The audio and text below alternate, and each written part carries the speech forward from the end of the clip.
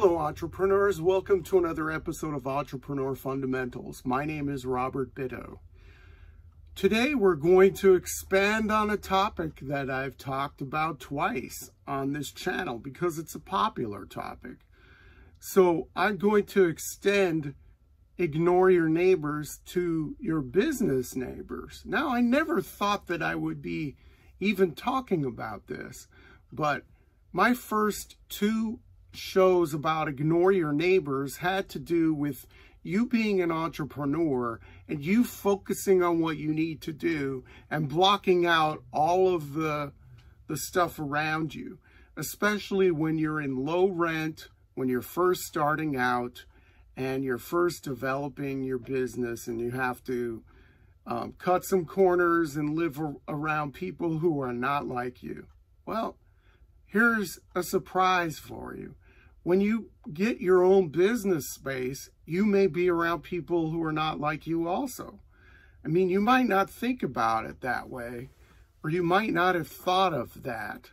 But let me tell you, where I am in this building, I'm back after the termite tenting that I had to stay home for a while, but people returned to this building late yesterday and today, and people are talking to each other and all of this stuff. And a woman down the hall who runs this little massage business, I see her once in a while, and she always tries to take advantage of my good nature, asking me to do favors and, you know, and all this stuff. She also runs little scams, and she lies. This morning, she gaslit me in the parking lot. She lied to my face.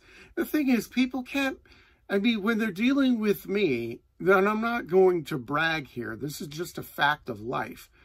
I have such a good memory that no one can gaslight me. No, it's impossible.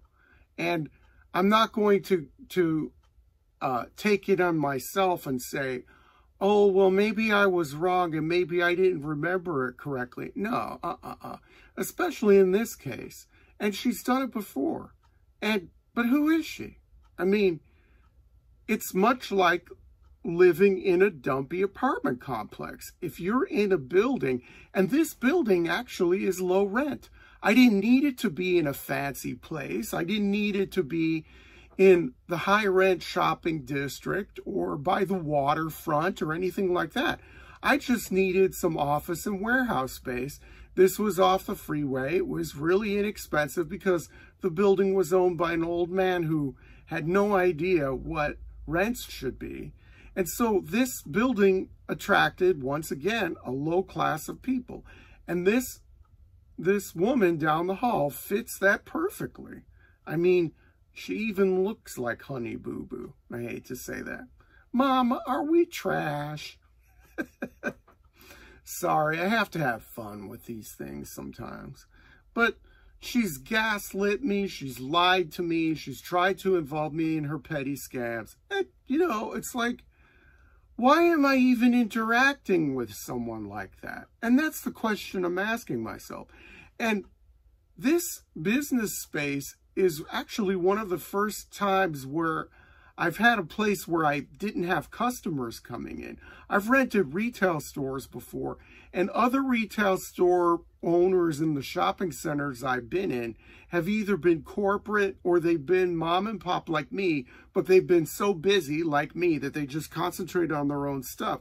Here, it's a weird building where I can have my little warehouse space and office, and then there are other little smaller suites where people can do their thing.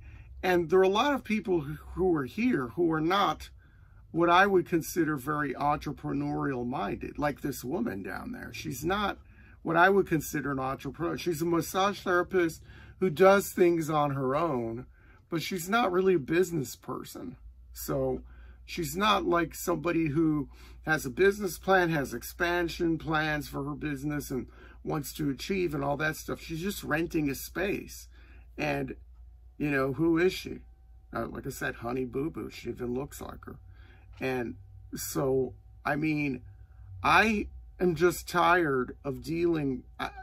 I'm almost going to have to adopt the policy that I had when I was in dumpy apartments and just block out people. There's also a guy down the hall who's pretty nice. When I get into the building, his door's open and I chit chat with him. And it really doesn't offer me all that much. I don't know. He's an employee of the guy who owns the business, so he's not an entrepreneur.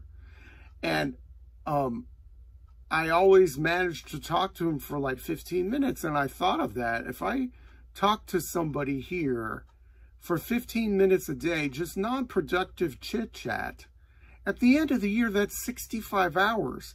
That is an entrepreneur's work week, okay? 65 hours, or maybe more, right? So 15 minutes a day really adds up if it's not productive. So, I mean, I didn't think of this after 23 years in business, that maybe I should ignore my business neighbors. Like I said, they're not, a lot of the people around here are not like me. There's a boiler room too here in this same building where they do insurance, and, you know, they try to sell people on insurance and stuff, and it's kind of shady a little bit. But like I said, the rent's cheap here. So who are they going to attract? If I were in some ritzy shopping district, and if I had a store again, and, you know, I was located next to some ladies' boutique selling handbags and things, and then the other side, there's some other specialty store, mom and pop owners, yeah, I'd have stuff in common with them. But it's pretty random here, and it's almost like a dumpy apartment. So I'm going to have to follow my own advice and ignore my neighbors here, because, you know, I'm done wasting time, and I'm sick of being lied to and gaslit and being involved in the petty little scams of the woman, you know, that, and all this, these little favors and things. Can you make sure that the doors are locked? Can you, you know, it's like, go away from me. You know, a lot of these things, they just break my momentum. You know, knocks on my door for chit-chatting and for just BS reasons, just because you're lonely or something. Yeah, I don't need my momentum being broken up like that. And you shouldn't either. You need to concentrate. Fine, you know what? You need to be nice. I'm always polite to people, and people try to take advantage of me. And maybe she was taking advantage of my good nature. But after today, after gaslighting me in the parking lot, no, I'm not even going to talk to her anymore. And she's out of here anyway, because she was bringing a vicious dog to work under the guise of that she was scared or whatever, and calling it her therapy animal. And that was a lie. I mean, and then the new owners who took over the building saw that as a danger, and she was only going month to month. So they're kicking her out a month. So I'm not even going to bother confronting this woman.